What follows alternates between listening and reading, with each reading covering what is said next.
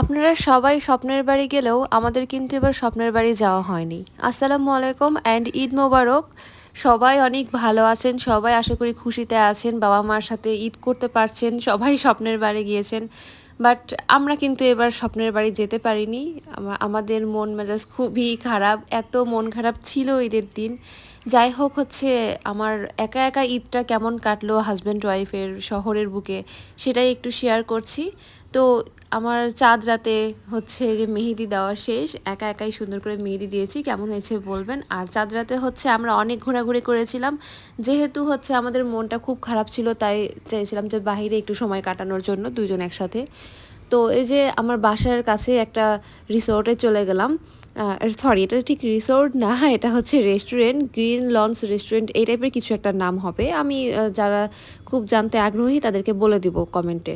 আর ওখান থেকে খাওয়া দাওয়া করে আমরা পুরান ঢাকায় চলে গেলাম। দেন ওখানে যে একটা বিরিয়ানি খেয়েছি, আর বিরিয়ানির পরে পান খেলাম। দেন একটু আসার সময় বাকরহানি নিয়ে আসলাম, আর ওখানে এত ভিড় জ্যাম ছিল যে ভিডিও করার মতো, ফোন বের করার মতো স্পেসই পাচ্ছিলাম না, আরও ভিডিও করার ইচ্ছা ছিল। তো সকালবেলা ঈদ মুবারক, ঈদ মুবারক। সকালবেলা ঈদের সকালে উঠে আমি সেমাই রান্না করছিলাম, যেহেতু দুইজন মানুষ খাবো তাই এত কিছু আইটেম কিচ্ছু করিনি, জাস্ট একটা সেমাই রান্না করেছিলাম। আর সকালের খাবারে ছিল গরুর মাংস ভুনা আর একটা খিচুড়ি ছিল, মাখা খিচুড়ি। এই তো সেমাইটাও খুব কম পরিমাণে রান্না করছি, কারণ জানি না, জানি হয়তো বা কেউ আসবেও না, কোনো মেহমান আসবেও না, আর আসলেও সমস্যা নেই, ফট করে দেওয়া যাবে। তো যেহেতু নষ্ট হয়, দুজনের জন্য রান্না করলে, বেশি করলে নষ্ট হয়, তাই খুবই অল্প পরিমাণের। আর আমি যে সেমাইয়ের রেসিপিটা দেখাচ্ছি, এটা কিন্তু খুবই অল্প টাইমে হয়ে যায়, 10 থেকে 12 মিনিট সময় লাগে। তো দুধটা ভালো করে ফুটিয়ে নিয়ে আমি সব রকমের ইনগ্রিডিয়েন্টস দিয়ে দিয়েছি, সেমাইয়ে যা যা লাগে আর কি দিয়ে। এখানে আমি ঘিয়ে ভাজা লাচ্চা সেমাইটা রান্না করব। এই যেটুকু লাগবে আমি নিয়েছি। আমি কিন্তু এইটা একটু জুসি জুসি রাখবো, দুধটা বেশি রাখবো, কারণ এটা যখন রেখে দিব, আমি যখন সেট হতে দিব, তখন কিন্তু এটা অনেক কমে যাবে, সময়টা দুধটা অনেক কমে যাবে, অনেক ঘন হয়ে যাবে। তো এই যে আমার সেমাই ডান রান্না করা।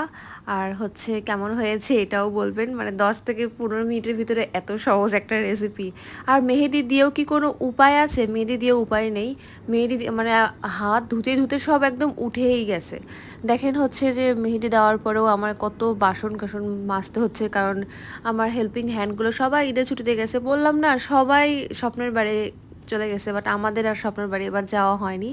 আর এই যে বললাম খিচুড়ি দিয়ে গরুর মাংস খাবো, তাই গরুর মাংসটা রান্না করছি এবার। হাজব্যান্ডকে সকালবেলা সামাই খাওয়াই দিয়ে ঈদের মাঠে নামাজ পড়তে দিয়ে পাঠিয়েছি। দেন আমি খিচুড়িটা আর গরুর মাংসটা করে ফেলেছি। আর আমার এই খিচুড়িটা আমার শাশুড়ির মতো করে করার চেষ্টা করেছিলাম। আমার শাশুড়ির খিচুড়িটা বেস্ট হয়, বেস্ট। কিভাবে যে উনি এত মজার মাখা মাখা খিচুড়ি বানায় আমি জানি না, তো তার মতো একটু চেষ্টা করেছি।